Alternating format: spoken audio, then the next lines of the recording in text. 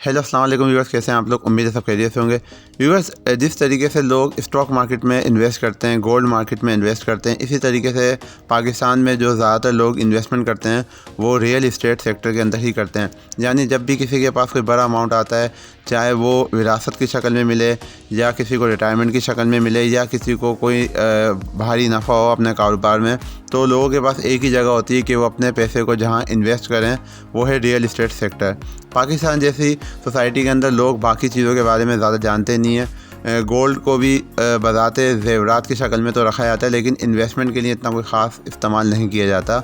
इसी तरीके से स्टॉक मार्केट में भी तकरीबन पूरे मुल्क में सिर्फ और सिर्फ 2.5 लाख लोगों के अकाउंट हैं, जो कि CDC के अंदर जो आम इन्वेस्टर, आम हज़रात के अकाउंट वहाँ पर मौजूद हैं। तो इससे साबित होता है कि पाकिस्तान के अंदर ना लोग अभी फ़िलहाल स्टॉक मार्केट में इन्वेस्ट करते हैं ज़्यादा। एक आम बंदा, एक लेमैन, ना वो स्टॉक मार्केट में इन्वेस्ट करता है, ना ही फ़िलहाल गोल्ड मार्केट में। और क्रिप्टो करेंसी तो अभी वो टाइम दूर है कि कोई IT से रिलेटेड चीज़ों में भी कोई इन्वेस्ट कर सके। तो पाकिस्तानी अवाम के पास एक ही एवेन्यू बचता है, वो है रियल इस्टेट सेक्टर। तो इस हवाले से लोग जानते नहीं हैं कि हमें अपनी प्रॉपर्टी कितने अरसे होल्ड रखनी चाहिए या माजी में क्या सूरत हाल रही है, कितने लोगों ने कितना अरसा प्रॉपर्टी को होल्ड किया है तो जब जाके उनको कोई अच्छा नफ़ा मिला है। इसकी मिसाल मैं आपको दूं, अगर आप स्कीम 33 की एक मिसाल ले लें, 2016 के अंदर वहाँ 35 लाख रुपए में अच्छा प्लॉट मिल जाता था, जो कि अब जिसने 2016 में इन्वेस्ट किया है तो आज उसको काफ़ी टाइम लगा है और आज आप जाके वो चेक कर सकते हैं कि 1.5 करोड़ से लेके 2 करोड़ के दरमियान उसी प्लॉट की कीमत है। तो ये एक ट्रैक रिकॉर्ड आपको बता रहा है कि अगर आप कम से कम 5 साल से ज़ायद अरसा जब भी अपनी प्रॉपर्टी रखेंगे तो आपको जब भी उसी सूरत में भारी नफ़ा मिल सकता है। अब अमूमन लोग ये करते हैं कि 3 महीने और 6 महीने की पॉलिसी इख्तियार करते हैं, जिसमें इतने पैसे जितना उनको रिटर्न मुश्किल हालात में ही मिल पाता है, और अगर मिलता भी है तो वो सिर्फ ट्रांजैक्शन के ख़र्चों में ही निकल जाता है। तो कहने का मतलब ये है कि रियल इस्टेट सेक्टर ख़ुद एक अच्छा ऑप्शन है अभी पाकिस्तान में, क्योंकि ये एक टेंजिबल एसेट है और ये जो है इसमें चोरी का ख़दशा नहीं होता है। यानी कि एक ऐसी चीज़ है, ऐसी इन्वेस्टमेंट है जो कि सेफ़ है।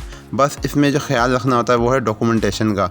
हम जहाँ पे इन्वेस्ट करते हैं हम उसमें बाज़ औक़ात जो है वो प्रॉपर्टी कंसल्टेंट या प्रॉपर्टी के जो माहिरीन हैं उनसे रब्ता या मशवरा नहीं करते, और एक आम बंदे की या किसी नॉन जो सर्टिफाइड लोग होते हैं, जो ज़्यादा जिनके पास नॉलेज नहीं होती या एक्सपीरियंस नहीं होता, उन लोगों से मशवरा करके अपनी इन्वेस्टमेंट बस ये है कि अंदाज़ों के ऊपर एक सट्टेबाजी की शक्ल में लगा देते हैं, और उसके बाद फिर वो चीज़ रिटर्न में नहीं आ पाती, क्योंकि जिस हिसाब से हमने इन्वेस्टमेंट की होती है उसके पीछे कोई ख़ास मनसूबाबंदी नहीं होती।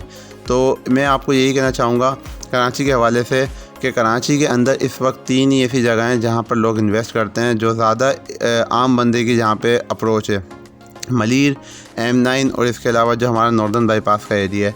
तो यही वो 3 जगह हैं जहाँ पे बड़े बड़े हाउसिंग जो है वो इदारे जो हैं वो अपनी सोसाइटीज़ को लॉन्च करते हैं, और इसके अलावा एक आम बंदे की भी पहुँच इन इलाकों तक होती है।